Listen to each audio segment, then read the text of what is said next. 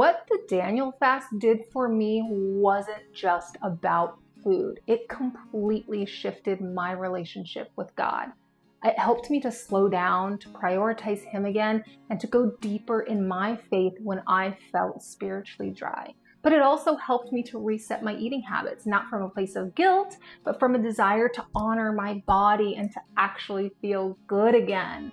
I was in a season where I was running on empty. I felt empty, not just emotionally, but spiritually and physically as well. I felt disconnected and tired, and I knew that I needed a reset. So the Daniel fast became the sacred space where I let go of all of the distractions and let God fill me back up. If you've been craving a fresh start spiritually or physically, this might be exactly what your heart's been longing for. The Daniel fast comes from the book of Daniel in the Bible. Daniel was taken to Babylon, a foreign land with foreign customs and foreign food, and the king wanted him to eat rich foods and to drink wine. But Daniel made a choice. He said, I will not defile myself. So instead, he asked to eat only plants, fruits, and simple whole foods. And after just 10 days, he and his friends looked healthier and even stronger than everybody else. So later, Daniel fasted again for 21 days while praying for revelation. And that's where the 21-day Daniel fast we follow today comes from. So for me, it wasn't just about what I stopped eating. It was about what I started to hear. God began to speak. He gave me clarity, peace, and even direction for things I'd been praying about for years. And physically, I noticed a difference too. I had clearer skin, I had better energy, less inflammation, and that light, clean feeling that comes from eating close to the way that God designed. So, what exactly is the Daniel fast? It is a plant-based fast modeled after what Daniel ate. No meat, no dairy, no sugar, no alcohol, and no caffeine. So you focus on real whole foods. Think fruits and veggies, whole grains like brown rice, quinoa, oats, and wild rice, beans and legumes as your protein source, nuts, seeds, and other healthy oils. And for your liquids like water and unsweetened beverages, nothing caffeinated and processed. That is the goal. So basically, if it came from the ground and hasn't been processed, you can probably have it. But the Daniel fast isn't a diet. It's an intentional act of worship. So the goal isn't to lose weight or to eat perfectly. It is to set time apart to seek God and let Him to realign your heart, your habits, and your health. So why do we fast at all? Fasting is one of the most powerful spiritual disciplines because it teaches us dependence. When we say no to certain foods, we are training our spirit to say yes to God.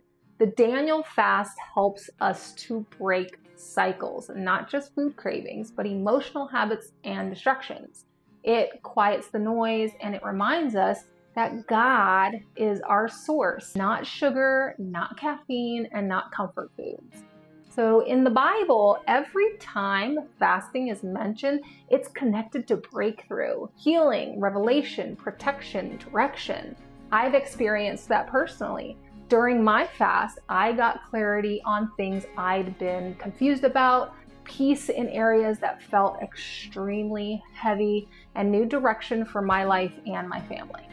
It's not about earning God's love. It's about removing distractions so we can hear His love more clearly. All right, here is a quick breakdown of what is allowed in the Daniel fast. So yes, to things like fruits, veggies, beans, lentils, nuts, seeds, whole grains, natural oils, herbs, and unsweetened, minimally processed plant milks. Think making your own. You can flavor your foods with herbs, salts, vinegars, and lemon juice. Herbs are your friend during this. And drink water, herbal teas that are decaf or fresh pressed juices. And here are the things that you'll want to skip. So no meat, no dairy, no eggs, no refined sugars, No processed foods, no caffeine unless it is decaf, no alcohol, soda, or energy drinks, just to name a few. So think of it this way. You're going back to an Eden style of eating. Simple, pure, and alive. And if you mess up, give yourself some grace. This isn't about rules, it is about relationship. All right, so let's make this practical. Here's some easy meal ideas to keep it simple and satisfying and not overwhelming. Breakfast, think things like smoothie bowls or overnight oats. I love sweet potato hash. I'm a savory breakfast gal, simple, nourishing. Lunch, things like a lentil or quinoa power bowl with roasted veggies and avocado. Also things like a Mediterranean style chickpea salad. Dinner can be like a black bean and sweet potato chili with little lime juice and cilantro or stuffed bell peppers. Delicious. Snacks, think things like nice cream, which is basically ice cream made from frozen bananas, or homemade Lara bars or energy bites. And if you've got a really big sweet tooth, you'll thank me for this later. You can do dates stuffed with nut butter. Delish. Don't overcomplicate it. Pick a few staples, meal prep a bit, and you will feel amazing. So here are a few things that I wanted to share that made a huge difference for me during the Daniel fast. Number one, set your intention. Write down why you're fasting. Is it for clarity? Is it for breakthrough, healing, direction? Specific prayers get specific answers. Number two is going to be journal daily. Write what God shows you, how you feel, and any shifts that you notice. Number three, the 3 Ps is going to be plan, prep, and pray. Shop ahead, plan your meals, and start your day in prayer.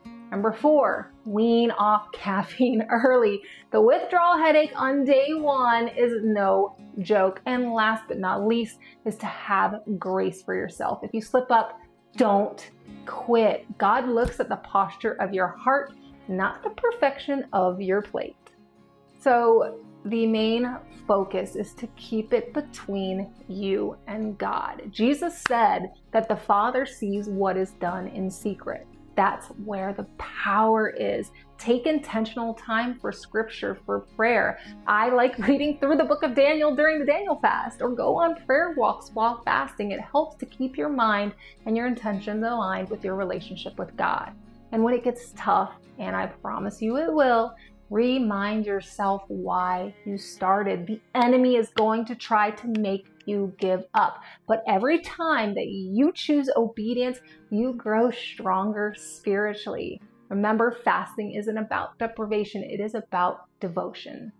All right, so I just wanted to share a quick testimony, my personal testimony. When I did the Daniel fast, I was praying for breakthrough in my marriage, for guidance about my calling, and for healing in areas I didn't even have words for. And God moved. He answers prayers, He softens hearts, and He gave me direction I didn't even realize I was asking for. I finished those 21 days with a renewed sense of peace, focus, and gratitude. And now I do this fast not out of routine, but out of relationship. Every time God shows up differently, but always faithfully. If you're ready to start your own Daniel fast, I have created a free Daniel fast meal plan and a prayer journal to help you plan, pray, and stay consistent. I will be sure to link it below. Comment what you're believing God for, and I would love to pray over your journey. And if this encouraged you, please like and subscribe and share it with someone who needs a fresh start. This isn't just a fast, it's an invitation to eat like Daniel, to live with intention, and to experience the God who still answers prayer.